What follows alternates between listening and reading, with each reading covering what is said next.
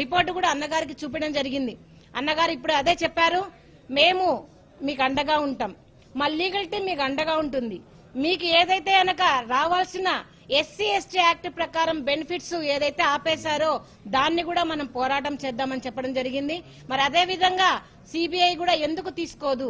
ఈ సిడిఎఫ్డి ఏదైతే అనక జగన్మోహన్ రెడ్డి గారి పీరియడ్ లో వచ్చిన ఈ ఇన్వెస్టిగేషన్ సిటీలో వచ్చిన ఈ సిడిఎఫ్డి రిపోర్ట్ ను ఎందుకు మీరు లోపల బయట పెట్టడం లేదు అని ఈ ప్రభుత్వాన్ని ప్రశ్నించడం జరుగుతా ఉంది. మరి జగన్మోహన్ రెడ్డి గారు మరి మాట ఇచ్చారు, అమ్మ ఖచ్చితంగా మాట ఇస్తున్నాం, అందరిలాగా కాదు, ముఖ్యంగా పవన్ కళ్యాణ్ గారి లాగా మాట ఇచ్చి మర్చిపోయే ప్రసక్తే లేదు, మీకు ఖచ్చితంగా న్యాయం జరుగుతుందని మరి నాకు అన్నగారు భరోసా ఇవ్వడం జరిగింది. మరి అదే విధంగా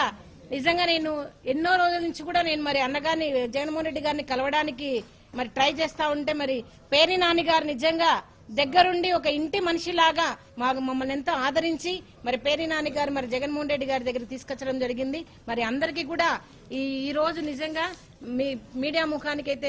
మీడియా మొత్తం మిత్రులకు మరి పేర్ని నాని గారికి జగన్మోహన్ రెడ్డి గారికి